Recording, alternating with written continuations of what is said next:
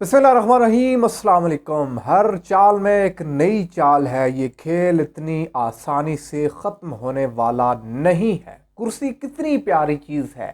आपने कुर्सी कुर्सी कुर्सी इक़्तिदार की कुर्सी, ये कहानी बहुत दफ़ा सुनी, लेकिन इसकी मिसाल अगर आपने देखनी है, इस वक्त परवेज़ इलाही का चेहरा, उनका किरदार, उनके अमाल, उनकी तमाम तर हरकत और सकनात को बगौर देखें, आपको समझ आ जाएगी कि कुर्सी कितनी प्यारी चीज़ है। ये कुर्सी के लिए इमरान खान के साथ आए और अब ये कुर्सी जब जाती नज़र आ रही है तो ये किसी सूरत उसको जाने नहीं दे रहे।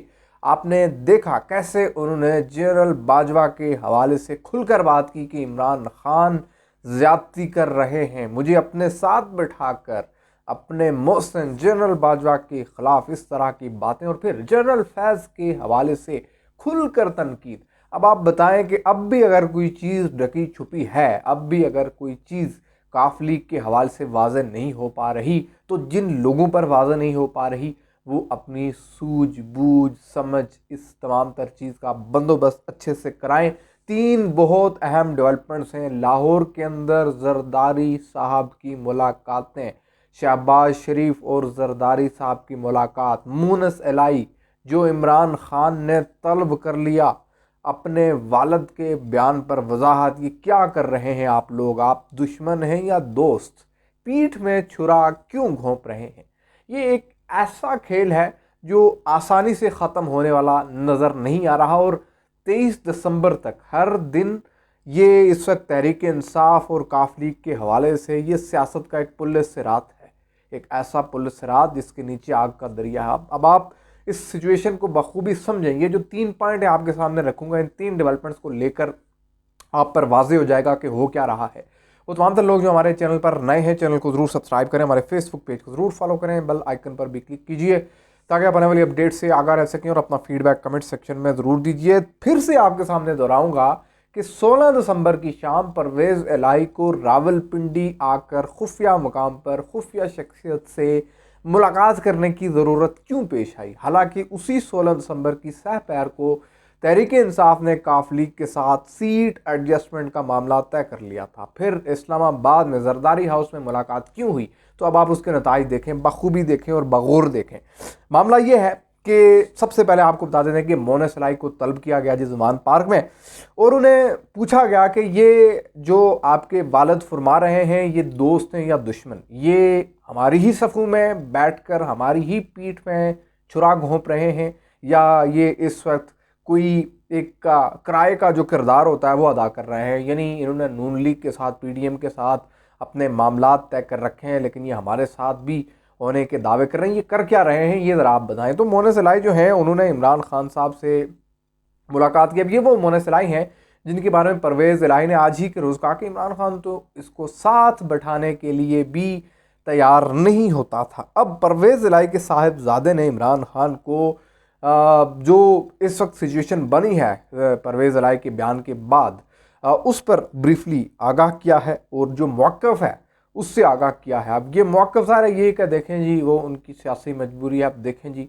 गुजरात और रावलपिंडी के फासले, और गुजरात और सियासत जो पिंडी की है, आपको पता है कि वो कौन सी सियासत है। खैर, तो मोनस इलाई ने ज़ाहिर है कि एतमाद में लेने की कोशिश की कि देखें जी, कुछ हमारी मजबूरियां हैं, कुछ हम भी इस सूरत हाल में कुछ 50-50 जो है वो हमें बाज़ाहिर प्रिटेंड करना पड़ रहा है, लेकिन हम आपके साथ हैं, यही कहा होगा और कोई तीसरी बात बनती नहीं है। मतलब ये बताएं कि परवेज़ इलाई क्या को कैसे डिफेंड किया होगा मोनस इलाई ने कि ठीक है, वो भी ठीक कह रहे हैं, आप गलत कर रहे हैं, बात यह है कि बस वो जो कर रहे हैं आप उसको ऐसे ही लेकर चले। तो ये चीज़ तो इमरान खान मानने वाले, कबूल करने वाले नहीं हैं। अब मामला क्या है, मामला ये है कि फैज़ उम्मीद के हाल से पूरा खुलकर बात की कि बड़ी ज़्यादतियाँ की उन्होंने। ये किसने बात की, ये बात की परवेज़ इलाही ने आज दिन की स्टेटमेंट में। इस पर भी वजाहत ज़ाहिर है कि मोनस इलाही ने देनी थी और उन्होंने वजाहत दी। अब आप इस सूरत हाल को बखूबी समझे। अब अगला मामला क्या है, ज़ाहिर है कि जब 16 दिसंबर की शाम परवेज़ इलाही रावलपिंडी नूर खान एयरबेस पर उतरे, वहाँ एक खुफिया मुलाकात की पिंडी में, और फिर इस्लामाबाद में एक मुलाकात की जो ख़बर, और अब उसका फॉलो अप ये है कि जरदारी जो सियासत के एक बहुत बड़े खिलाड़ी के तौर पर माने जाते हैं, उनके दुश्मन हों या उनके दोस्त, बहरहाल उन्हें सियासत के मैदान का एक बहुत बर्क रफ्तार घोड़ा समझते हैं। अब जरदारी जो हैं वो लाहौर पहुंचे, शहबाज शरीफ के साथ उनकी मुलाकात हुई और जो चीज़ें इस वक्त तय हुई हैं वो बड़ी दिलचस्प हैं। एक तो ये कि चौधरी शुजात अगर गारंटी दें तो नून लीग जो है वो परवेज़ इलाही को अपना वज़ीर आला पंजाब बनाने पर गौर कर सकती है। अब आप अंदाज़ा लगाएं कि ये सिचुएशन है।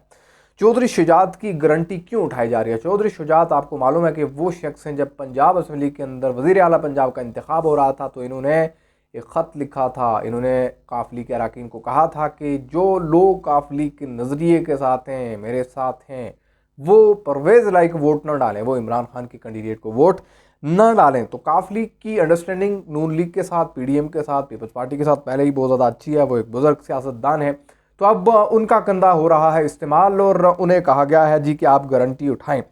अभी तक यही डिटेल सामने आई हैं। चौधरी बरादरान के दरमियान अभी तक आपस में क्या तय हुआ ये वाज़ेह नहीं है, लेकिन चौधरी शुजात जो हैं वो परवेज़ इलाही के ज़ामन बनने को तैयार नहीं है। ये ज़राए से खबरें रिपोर्ट हो रही हैं और नून लीग की क़यादत भी परवेज़ इलाही को लेने के लिए क्लियर नहीं कर रही उन्हें, और नून लीग को परवेज़ इलाही लेने के लिए पूरी पीडीएम से, पीपल्स पार्टी से और बाकी जमातों से बात करना होगी।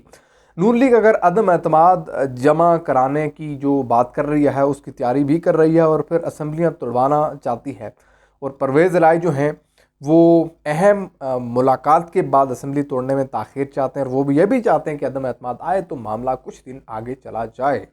परवेज़ इलाही जो हैं वो तहरीक इंसाफ से सीट एडजस्टमेंट की भी बात जारी रखे हुए हैं। तहरीक इंसाफ जीती हुई सीट पर परवेज़ इलाही को आप इस चीज़ से अंदाज़ा लगाएं, परवेज़ इलाही का कि जानिब नून लीग से इन्हें छोटी चाहिए कि मुझे आइंदा भी आप वज़ीर आला बनाएं। तो कुर्सी जो है, कुर्सी का खुमार आप समझें, ये कुर्सी का खुमार है, जो कुर्सी का एक अट्रैक्शन है, कुर्सी से लगाव है, प्यार है, वज़ारत आला की कुर्सी है जिसे ये नहीं छोड़ना चाह रहे। अब परवेज़ इलाही जो है तहरीक इंसाफ से सीट एडजस्टमेंट की बात इन्होंने की जो इब्तिदाई तौर पर तय हुई, लेकिन अभी भी उस पर बात चल रही है।